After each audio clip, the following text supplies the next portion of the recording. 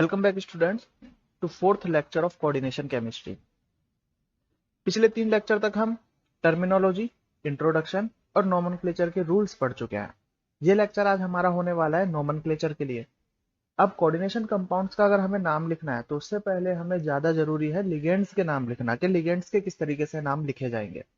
तो यहाँ पर टेबल है, जैसे मैंने पहले भी बोला था कि हमें नेगेटिव, पॉजिटिव और न्यूट्रल लिगेंड के पहले से ही नाम याद रखने होते हैं। तो ये जो टेबल है, ये टेबल और साथ में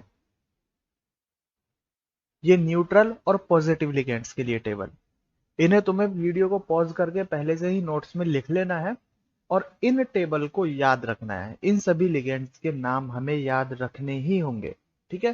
तभी हम आगे कोऑर्डिनेशन कंपाउंड्स के नोमेनक्लेचर कंप्लीट कर पाएंगे। अब देखने में ऐसा लगता है कि बहुत सारे लिगेंड है, इन लिगेंड को नाम को याद कैसे रखा जाएगा? तो ये कोई बहुत डिफिकल्ट चीज नहीं है। इनके नाम हमें, मैक्सिमम के नाम हमें पहले से ही याद होते हैं, बस थोड़ा सा चेंजेस करना होता है। वो चेंजेस क्या है? ये सिर्फ याद रखने का एक तरीका है। ये 100% सही नहीं है, सिर्फ याद रखने का तरीका।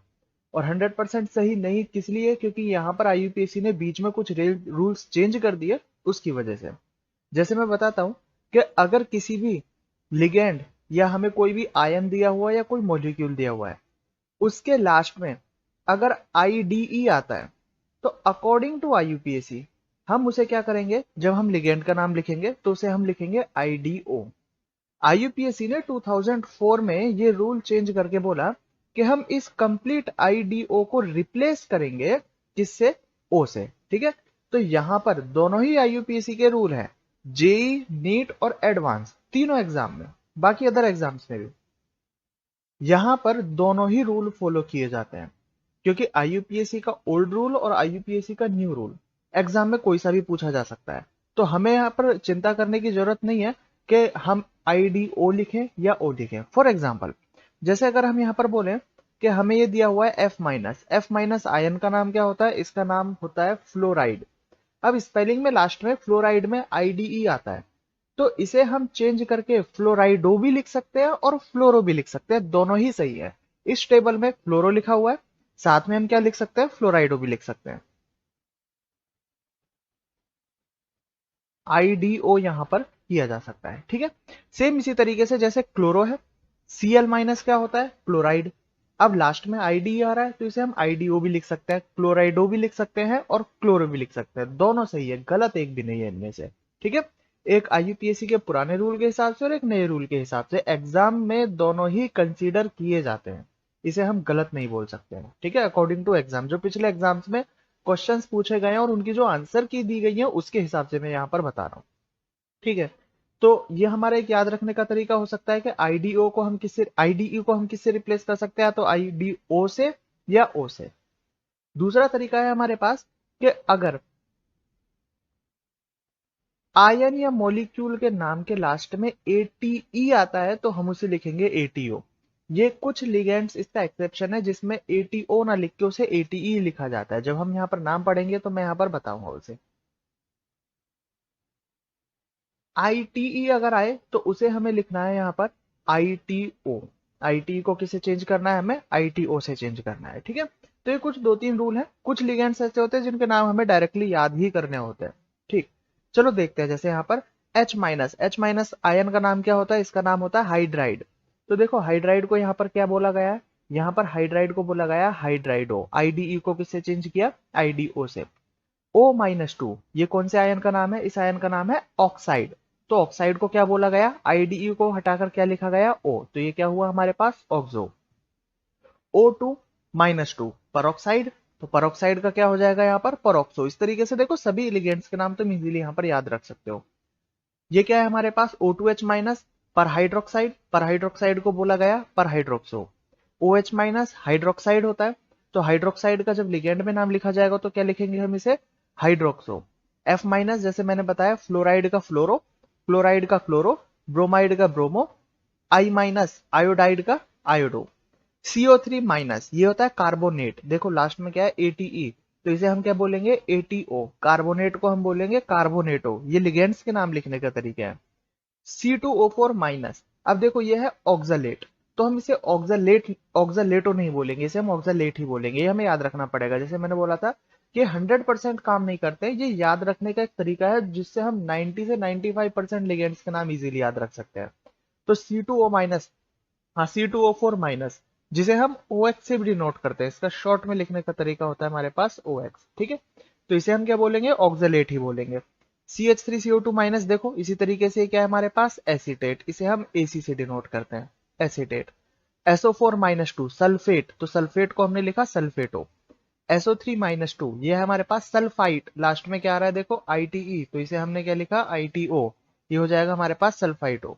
S-2, अब S-2 क्या होता है, सल्फाइड, तो सल्फाइड को सल्फाइडो भी बोल सकते हैं, सल्फो भी बोल सकते हैं, ठीक है। IDE भी लगाया जा सकता है और O भी लगाया जा सकता है। तो S-2 क्या हो जाएगा हमारे पास, सल्फाइडो या सल्फो, कुछ भी लिख सकते हैं। NH2 CH2 CO माइनस, ये क्या नाम है हमारे पास, ग्लाइसाइनेटो। ये याद रखने हैं और इनके शॉर्ट में नाम आगे भी आएंगे, ठीक है। EDTA मैं पहले से बता चुका हूं, एथिलीन डाइएमाइन टेट्राएसीटेटो, इसका पूरा स्ट्रक्चर हम पहले पढ़ चुके हैं।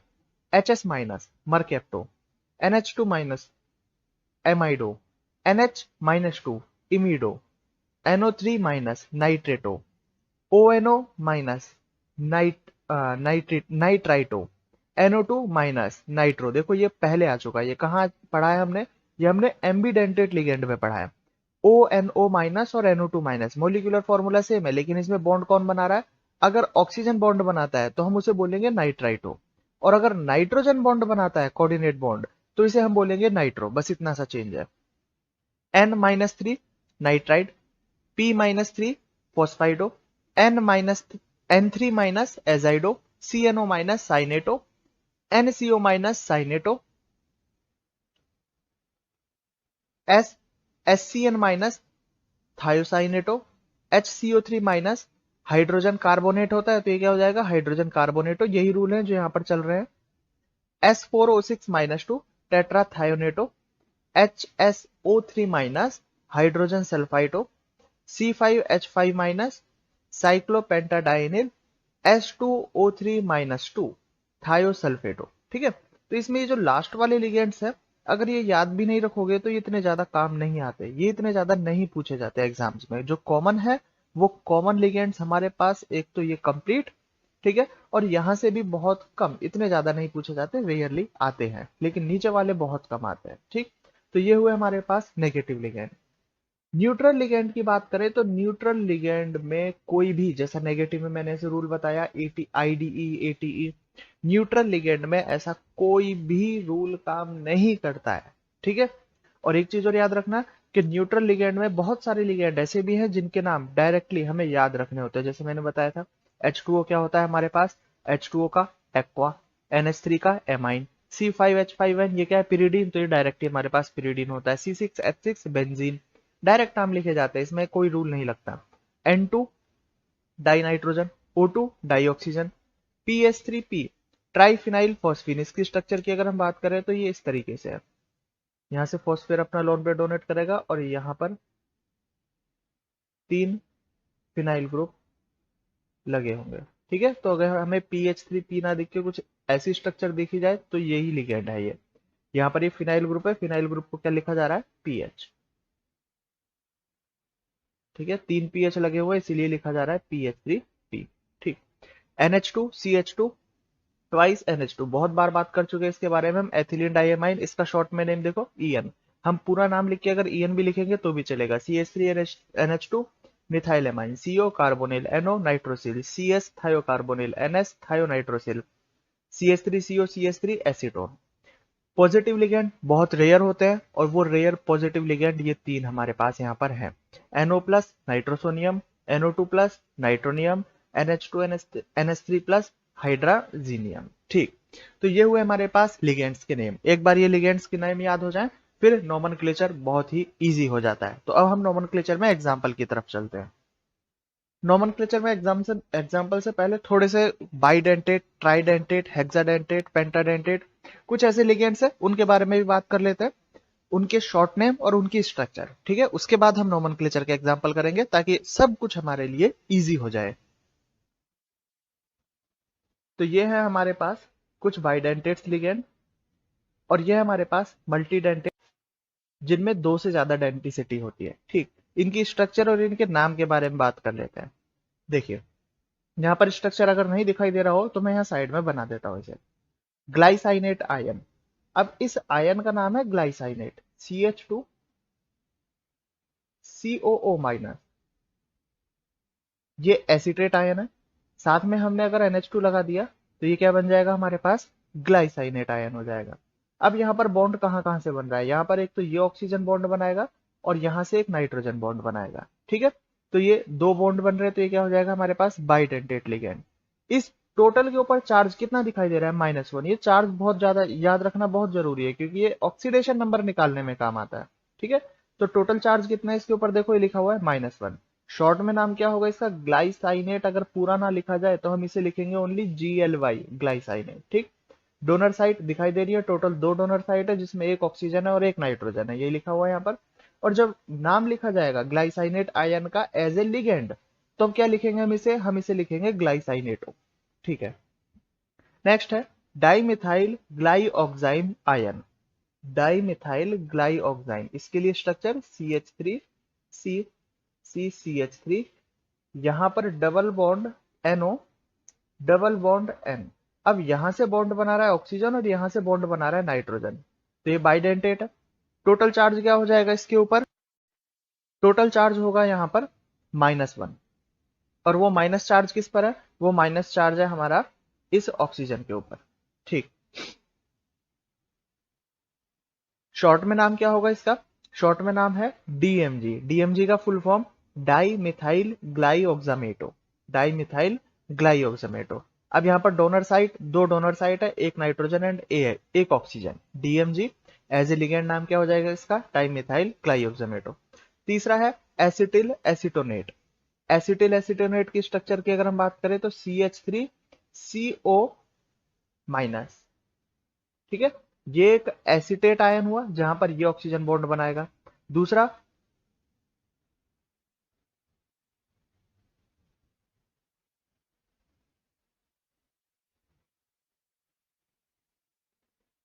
एक एसिटेट आयन ये है हमारे पास जहां पर ये बॉन्ड बनाएगा। सॉरी, यहाँ पर नेगेटिव नहीं है, इस ऑक्सीजन की वैलेंसी कंप्लीट है, यहाँ पर सिर्फ लोन पेयर का डोनेशन। ठीक, और इन दोनों को कौन कनेक्ट कर रहा है, इन दोनों को कनेक्ट कर रहा है हमारा CH, यहाँ से डबल बॉन्ड के साथ। तो ये स्ट्रक्चर किसकी है हमारे पास, ये स्ट्रक्चर है हमारे पास एसिटिल एसिटोनेट। जब इसका एज ए लिगेंड नाम होगा तो वो होगा एसिटिल एसिटोनेटो। ठीक है, अब यहाँ पर याद रखने वाली बात यह है कि टोटल चार्ज यहाँ पर -1 है। यहाँ से देखो दोनों की स्ट्रक्चर सिमिलर लगती है हमें, लेकिन डिफरेंस ये है कि एक तरफ ऑक्सीजन के ऊपर, यहाँ देखो सिंगल बॉन्ड है, ऑक्सीजन की वैलेंसी कंप्लीट नहीं है, इलेक्ट्रॉन की डेंसिटी इसके ऊपर ज्यादा है, इसीलिए यहाँ पर एक नेगेटिव है, दूसरे पर नेगेटिव नहीं है, तो सिर्फ एक ही ऑक्सीजन यहाँ पर नेगेटिव वाला है। डोनर एटम दोनों ऑक्सीजन है, लेकिन नेगेटिव चार्ज एक ही ऑक्सीजन के ऊपर है, तो टोटल चार्ज -1 और short form ACAC। Oxalate ion बहुत बार पढ़ चुके हैं, ऑक्सलेट की स्ट्रक्चर क्या होती है, ये oxalate COO minus COO minus, short form OX। Donor site, 2 minus charge होंगे, दोनों ऑक्सीजन के ऊपर चार्ज है, डोनर साइट दोनों ऑक्सीजन एटम, और यह है ऑक्सलेटो। एथिलीन डाइअमीन ये भी डिटेल में बता चुका हूं, NH2 CH2 CH2 NH2, 0 charge होता है, न्यूट्रल लिगेंड की कैटेगरी में आता है। और इसे हम शॉर्ट में क्या लिखेंगे, EN, स्मॉल में लिखा जाता है, यहाँ कैपिटल में लिखा हुआ है, इसे स्मॉल में लिखेंगे EN। दोनों नाइट्रोजन यहाँ पर डोनर साइट होते हैं और नाम क्या होगा इसका, एथिलीन डाइअमाइन। इसी तरीके से मल्टीपल लिगेंड के लिए देखो यहाँ पर बात की जा सकती है, स्ट्रक्चर इतनी ज्यादा जरूरी नहीं है, यहाँ से तुम डायरेक्ट नाम देख सकते हो और नाम देखकर यहाँ पर IUPAC नाम डायरेक्ट याद रख सकते हो। बहुत ज्यादा टिपिकल नहीं है। अगर मैं स्ट्रक्चर की भी बात करूं, जैसे देखो फर्स्ट बता देता हूं मैं, डाई एथिलीन ट्राइएमाइन। डाई एथिलीन ट्राइएमाइन की स्ट्रक्चर क्या होगी, 2 एथिलीन ग्रुप होंगे,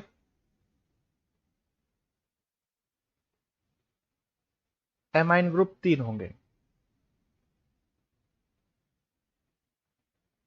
तो ये हुए हमारे पास डाई एथिलीन ट्राइएमाइन। इसकी स्ट्रक्चर नाम से हम इजीली स्ट्रक्चर बना सकते हैं, IUPAC नोमेनक्लेचर हम लोगों ने पढ़ा हुआ है। ठीक, तो इसी तरीके से यहाँ पर इन मल्टीडेंटेट लिगेंड को याद रख सकते हैं, इतना जरूरी नहीं है, ध्यान रखना।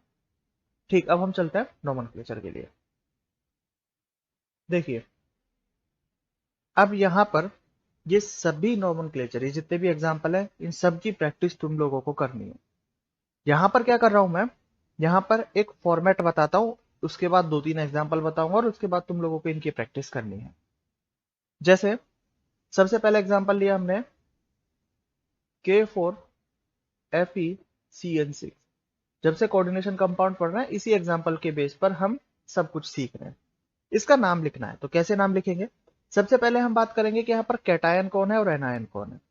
तो कैटायन जो पहले आता है ये होगा हमारे पास कैटायन। उसके बाद जो बाद में आएगा, मतलब ये पूरा कॉम्प्लेक्स, ये हो जाएगा हमारे पास एनायन। तो नोमेनक्लेचर में सबसे पहले नाम लिखा जाता है कैटायन का, उसके बाद एनायन का। तो कैटायन क्या है यहाँ पर? पोटेशियम। तो हम यहाँ पर लिखेंगे डायरेक्टली पोटेशियम। अब यहाँ पर पोटेशियम कितना भी हो, 2, 3, 4, हमें डिनोट नहीं करना है, क्योंकि ये डिनोट ऑटोमेटिक हो जाएगा जब हम ऑक्सीडेशन नंबर यहाँ पर डिनोट करेंगे। जब हम नाम से फॉर्मूला बनाएंगे तो इस ऑक्सीडेशन नंबर के बेस पर हम पहचान सकते हैं कि यहाँ पर टोटल कितने पोटेशियम है। तो पोटेशियम के लिए हमें डाई ट्राई टेट्रा कुछ भी वर्ड लगाने की जरूरत नहीं है, अगर लगा दोगे तो गलत हो जाएगा। ठीक है, तो यहां पर लिखना है सिर्फ पोटेशियम। काउंटर आयन जो भी हो सिर्फ नाम लिखना है, कोई प्रीफिक्स नहीं, कोई सफिक्स नहीं। ठीक, उसके बाद पूरे नाम में सिर्फ एक ही स्पेस आएगा, वो आएगा कैटायन और एनायन के बीच में। अब एनायन क्या है हमारे पास? पूरा कॉम्प्लेक्स। ठीक, अब इस कॉम्प्लेक्स का नाम लिखते टाइम क्या क्या दिमाग में होना जरूरी है? पहला, पूरे नाम में कहीं भी स्पेस नहीं। दूसरा, अब जैसे हम यहां से यहां तक मान लो एनायन का नाम लिखने जा रहे हैं, तो सबसे पहले हम लिखेंगे लिगेंड का नाम। जितने भी लिगेंड होंगे, यहां पर एक ही लिगेंड है, कोई बात नहीं, एक का लिखेंगे, और अगर एक से ज्यादा होंगे तो सभी लिगेंड का, अल्फाबेटिकली ऑर्डर में। जब लिगेंड का नाम पूरा हो जाए तो उसके बाद बिना स्पेस दिए हमें लिखना है सेंट्रल मेटल का नाम। ठीक है, और सेंट्रल मेटल के नाम के बाद ब्रैकेट में हमें लगा देना है ऑक्सीडेशन नंबर। ब्रैकेट में हम क्या लिखेंगे? रोमन नंबर्स में ऑक्सीडेशन नंबर। ठीक, तो एनायन का नाम लिखते टाइम दिमाग में देखो क्या क्या पॉइंट होने चाहिए। पहला, पहले लिगेंड का नाम आएगा अल्फाबेटिकली ऑर्डर में, अगर एक से ज्यादा लिगेंड है तो। उसके बाद विदाउट स्पेस सेंट्रल मेटल का नाम, और ब्रैकेट में क्या होना चाहिए? Oxidation number. ठीक, उसके बाद दिमाग में क्या होना चाहिए? दूसरा पॉइंट ये है कि यहां पर ये जो कॉम्प्लेक्स है ये एनाइनिक लिगेंड है, और जब भी एनाइनिक लिगेंड होता है तो रूल्स में हमने पढ़ा था कि सेंट्रल मेटल के नाम के लास्ट में 8 लगाना जरूरी है। अगर ये कॉम्प्लेक्स, ये ब्रैकेट वाला पार्ट अगर कैटायनिक होता तो हम 8 नहीं लगाते। ठीक है, लेकिन ये एनाइनिक है तो हमें यहां पर 8 लगाना जरूरी है। ठीक, ये फॉर्मेट हुआ। ठीक है, अब हम देखो नाम लिखते हैं। सबसे पहले हमने लिखा पोटेशियम, जो कि हम पहले ऊपर लिख ही चुके हैं। अब हम बात करते हैं कि स्पेस के बाद आएगा लिगेंड। लिगेंड क्या है यहाँ पर? सीएन। सीएन क्या होता है? साइनो होता है। ठीक है, लिगेंड का नाम साइनो, इसीलिए मैंने बोला था पहले लिगेंड के नाम याद रखने जरूरी है। तो सीएन का नाम साइनो। टोटल कितने हैं? 6। तो हम यहाँ पर लगाएंगे प्रीफिक्स हेक्सासाइनो। ठीक, लिगेंड कंप्लीट। अब इसके बाद क्या आएगा हमारे पास? Central metal. सेंट्रल मेटल यहाँ पर Fe। Fe क्या होता है? एनाइनिक में 8 लगाकर फेरेट। ये क्या हुआ हमारे पास? फेरेट। अब ब्रैकेट में लिखना है हमें ऑक्सीडेशन नंबर। ऑक्सीडेशन नंबर निकाल सकते हैं यहाँ पर। K के लिए होता है +1, तो टोटल 4 पोटेशियम है तो लिखा +4। Fe के लिए हमने ऑक्सीडेशन नंबर माना X। और Cn, Cn के ऊपर चार्ज -1, लिगेंड्स में हमने पढ़ा है Cn माइनस होता है, तो टोटल 6 है तो ये हो जाएगा -6 इज इक्वल टू 0।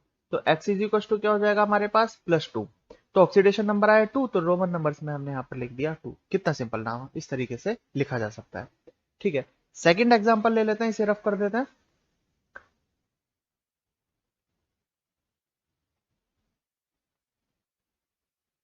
इसके बाद देखो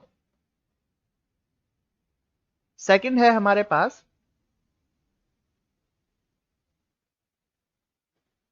K3 Fe CN5 NO। ठीक, इसका नाम हमें लिखना है।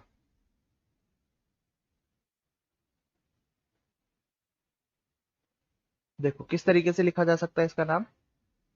सबसे पहले क्या आएगा? सबसे पहले कैटायन दिखाई दे रहा है, और कैटायन क्या है? पोटेशियम, तो हमने लिख दिया यहाँ पर पोटेशियम। अब आएगा स्पेस के बाद पूरे कॉम्प्लेक्स का नाम। कॉम्प्लेक्स में पहले आएंगे लिगेंड्स के नाम। अब यहाँ पर 2 लिगेंड प्रेजेंट है। कौन कौन से? एक तो है सीएन, जिसे हम बोलेंगे साइनो, और दूसरा है एनओ, जिसे हम बोलेंगे नाइट्रोसिल। ठीक है, तो सीएन का नाम है साइनो, और एनओ का नाम है नाइट्रोसिल। अल्फाबेटिकली फर्स्ट कौन आ रहा है? यहां पर देखो दोनों में अल्फाबेटिकली फर्स्ट है सी, तो हमें पहले किसका नाम लिखना है? सी का नाम हमें पहले लिखना है। टोटल कितने हैं यहाँ पर? 5। तो यहाँ पर हम लिखेंगे पेंटासाइनो, पेंटासाइनो। इसके बाद नाइट्रोसिल विदाउट स्पेस।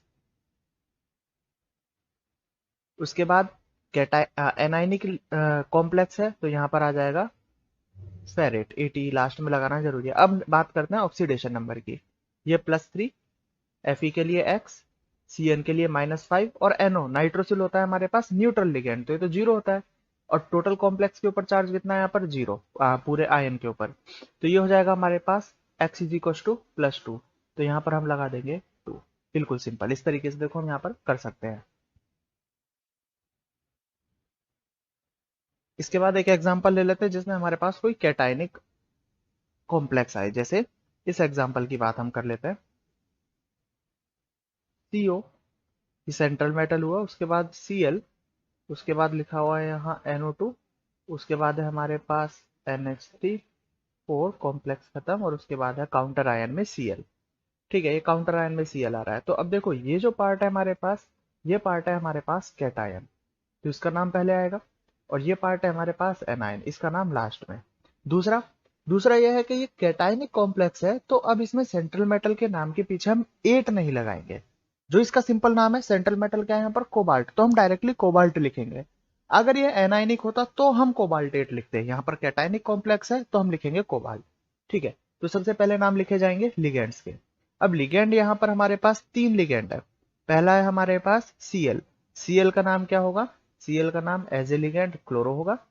दूसरा लिगेंड है हमारे पास NO2, NO2 का नाम एज ए लिगेंड क्या होगा यहाँ पर? नाइट्रिटो, क्योंकि यहाँ पर बॉन्ड कौन बना रहा है? N बना रहा है। ठीक है, ONO अगर लिखा होता तो हम अलग लिखते हैं, यहाँ पर NO2 लिखा हुआ है तो नाइट्रिटो।